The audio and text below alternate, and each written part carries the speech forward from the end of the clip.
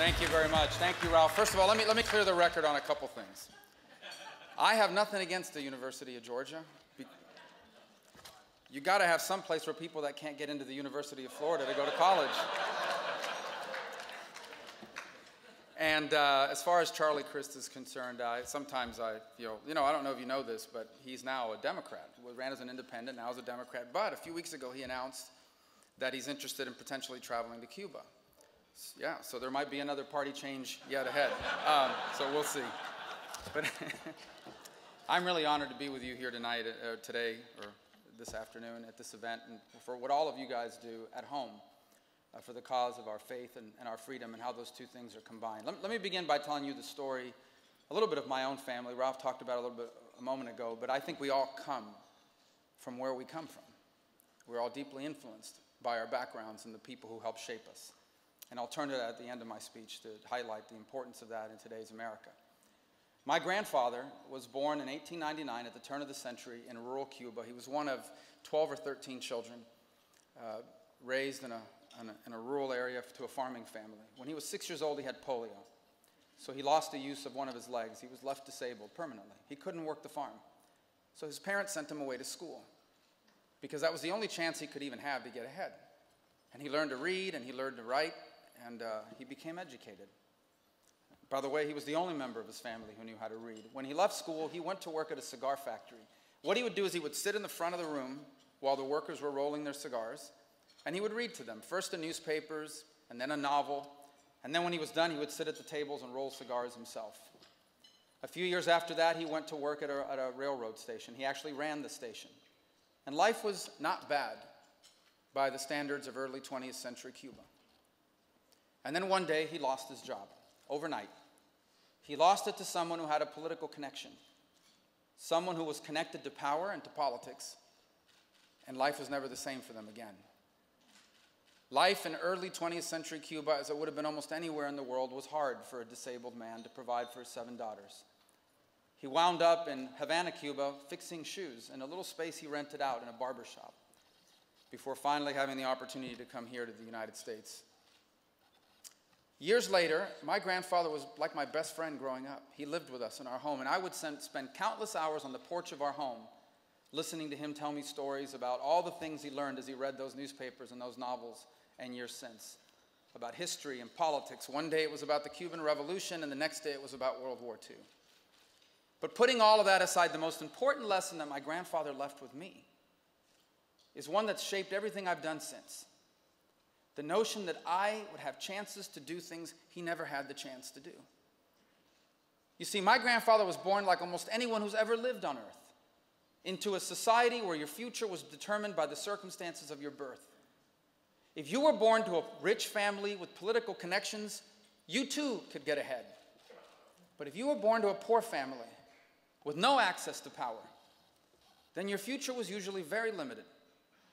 But what he wanted me to fully understand is that I was born in one of the few places in human history where that was not true. It was, beyond anything else, the lesson that he wanted to leave with me. And I'll never forget that on the day that he died, as he slipped away into a coma, I held his hand, I grabbed his hand, and I told him, I don't remember the exact words, but I basically let him to understand that I was not going to let the opportunities that I had go to waste.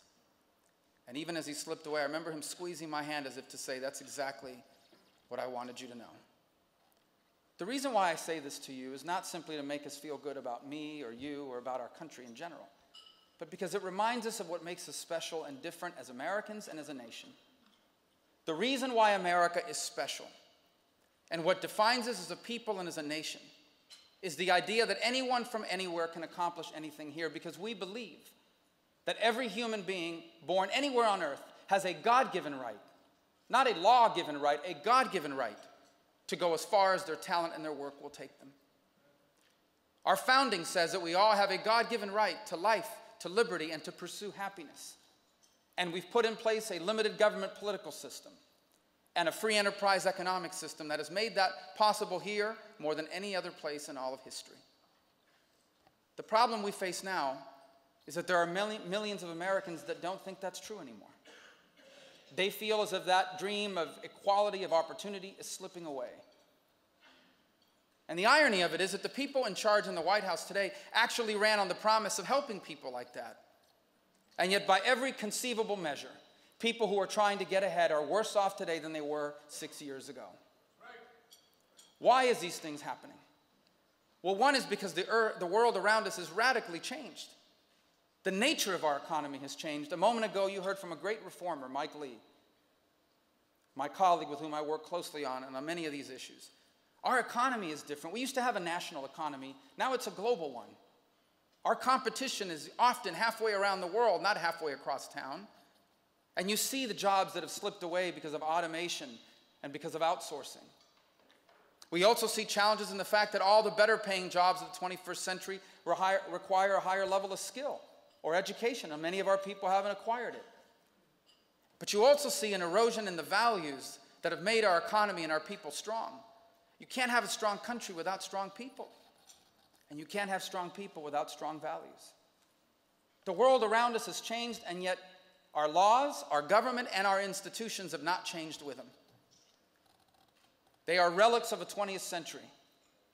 The policies of this administration aren't just wrong, they are relics of an age that's come and gone. For them, every single problem that I just mentioned to you has a government-sponsored solution. They think the economy will grow if we borrow more money and spend government money into it. They think they can educate more people by simply pouring more money into an outdated and broken educational system. And they completely ignore the importance of families and values in our society, thinking that instead those things can be replaced by laws and government programs.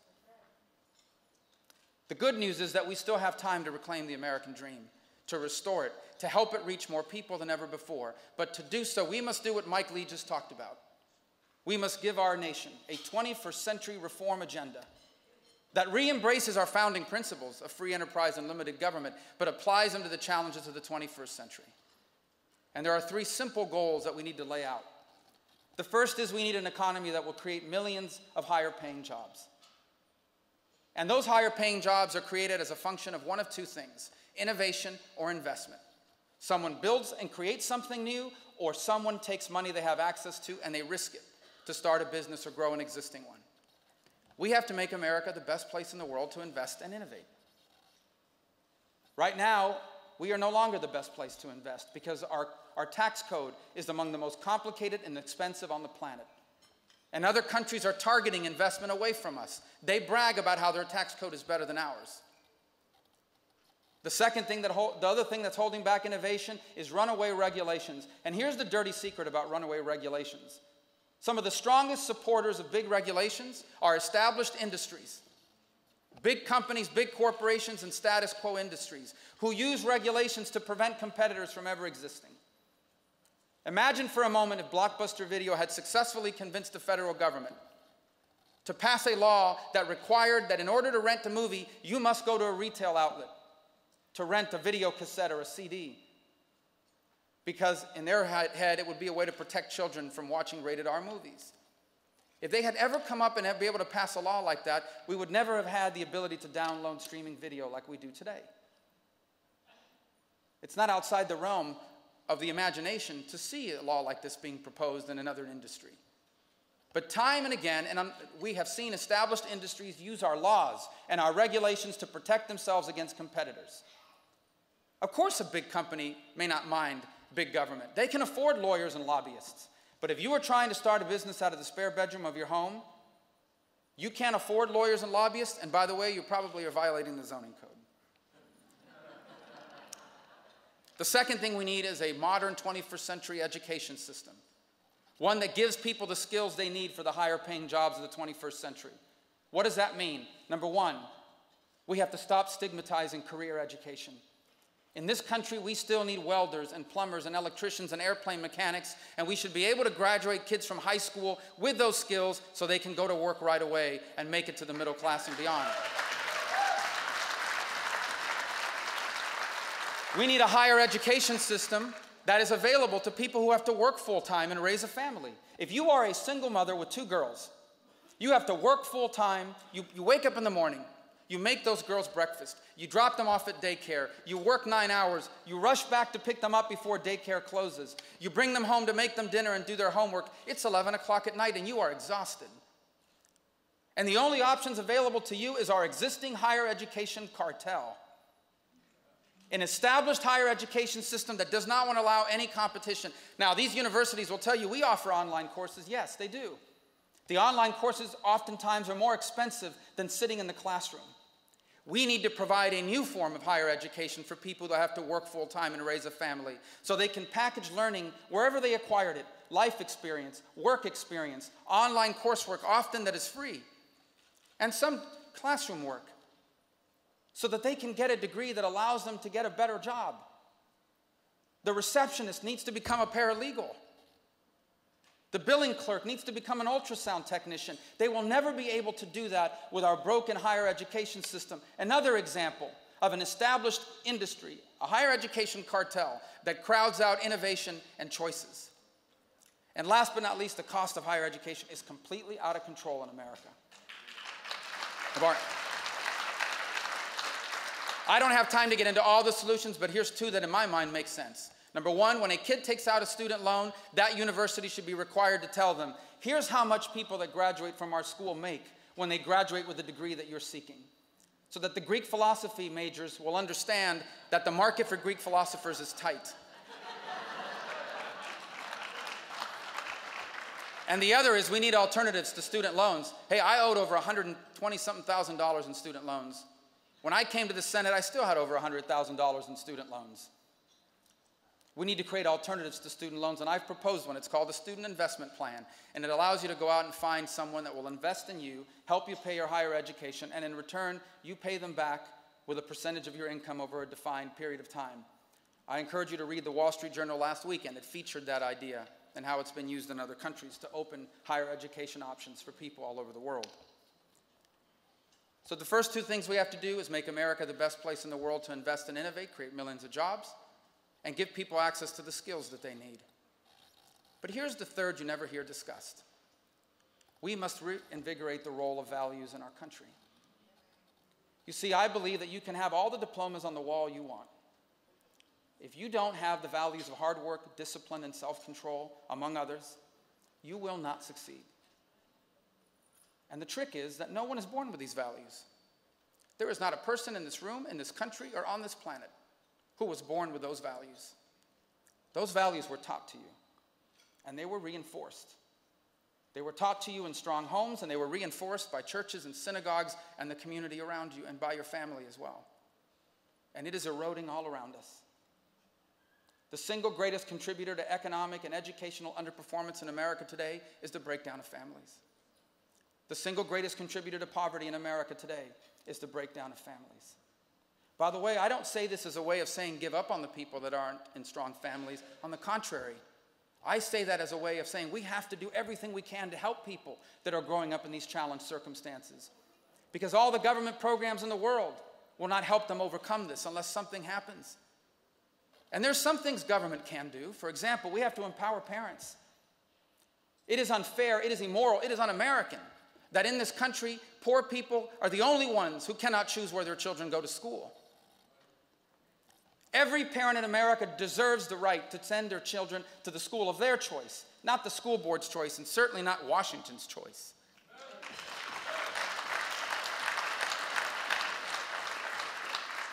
We need to make family life keep up with the cost of living, and Mike Lee talked about pro-family tax reform.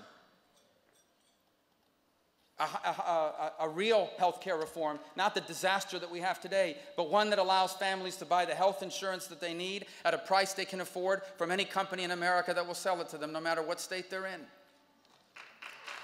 But the last point I would make is we have to talk about this. You see, in this country, we tell people all the time not to smoke because it causes cancer. And I have no problem with that.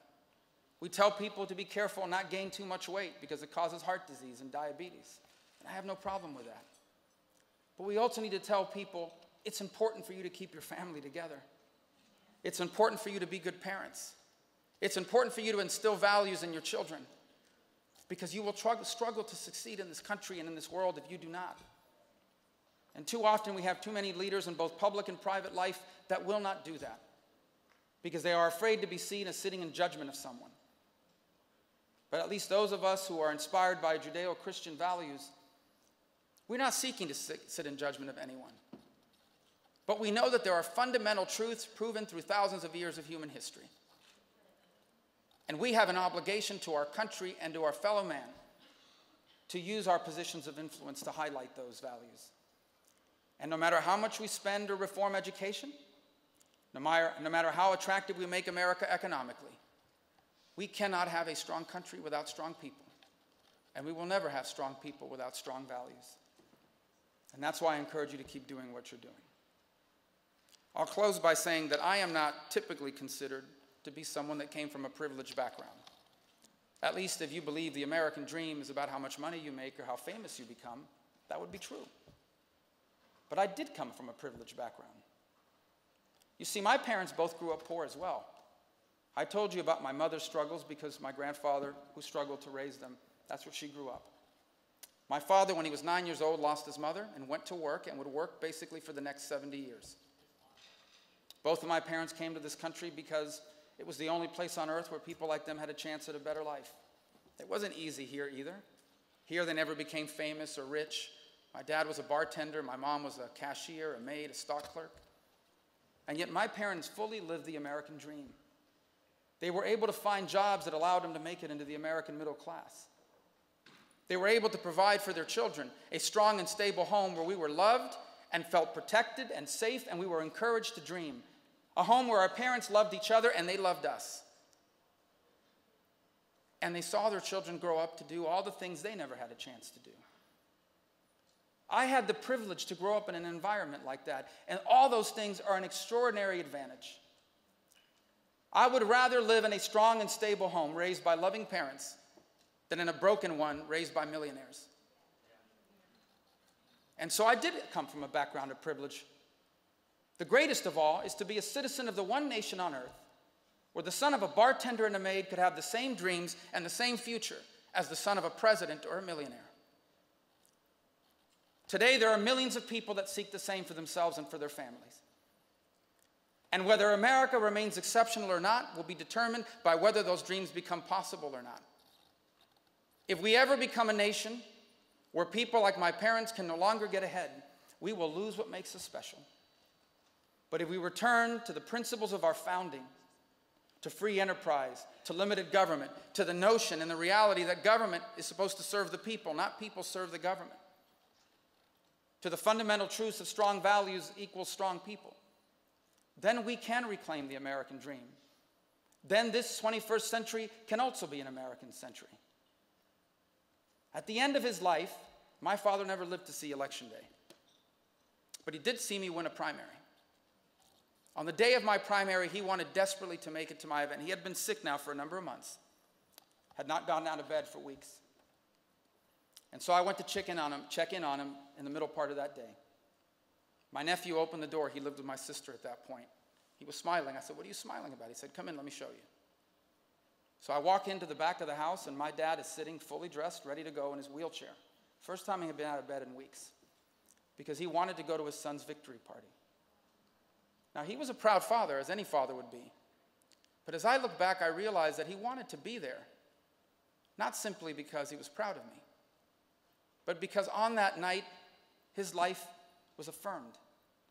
That all the sacrifices he made, that all the difficult decisions he had to make, that all those nights where he didn't feel like going to work because he was 69 and tired, but he did, it meant something.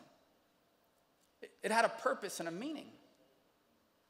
And what makes us special is that we are one of the few nations on earth where that story has been possible for millions of people, including almost every single one of you here today.